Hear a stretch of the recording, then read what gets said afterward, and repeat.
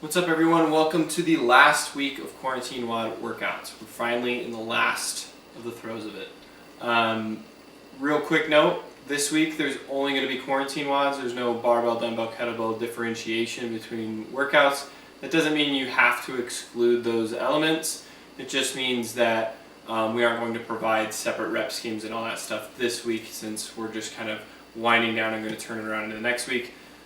No weight required for any of the workouts this week. There is thrusters on Friday, but we'll talk about that then. So anyway, let's get into Monday. Here's what we got.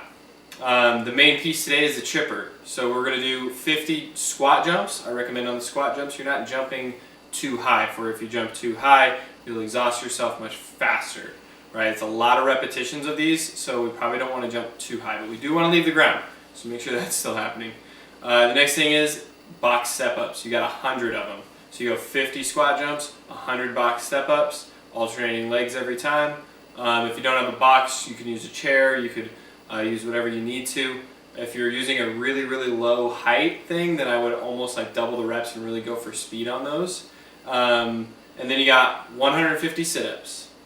After 150 sit-ups, you work your way back down by doing another 100 box step-ups and then 50 squat jumps. All right, so that's your at-home chipper. The last one that we're going to have for these quarantine WODs. The warm-up today is going to be 5 rounds. You're going to do some tempo air squats where you go 5 seconds down, 5 seconds to the bottom, 3 seconds to the top, right? Just to kind of get the tendons and ligaments reacting with your mind a little bit more so before you start doing the faster movements. Then you guys will go into 20 just step back lunges and then 20-second hollow hold. Right? You do that for 5 rounds. Then you're nice and warm, you go into the build, which will continue the warm-up while also isolating some weaker areas for most people. So we got 4 rounds of this. You do 15 box hamstring curls. If you don't have a box, you can use a couch, you can use a chair. Pretty easy to substitute something there. With the box hamstring curl, you always want to kind of be driving your heels towards the floor in 2 different directions. So it's almost like you're trying to push down on the bottom of your heel while also pushing down on the back of your heel.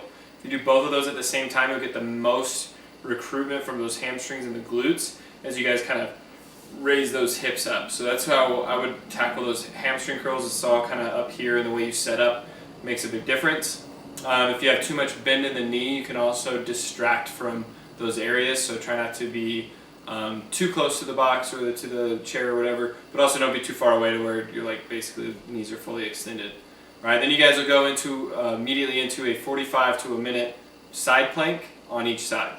All right, so once you've done 15 box hamstring curls, the timed side plank on each side, you rest 1 to 2 minutes between rounds.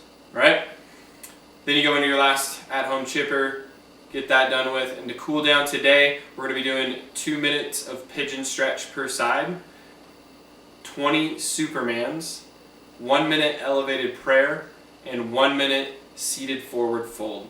The idea behind this cool down is 1, it's easy enough to let you focus on breathing, and 2, it's going to counteract some of what was going on. So step-ups typically are going to get the glutes and the hips pretty tight. So to try to unglue that a little bit, we do that pigeon stretch.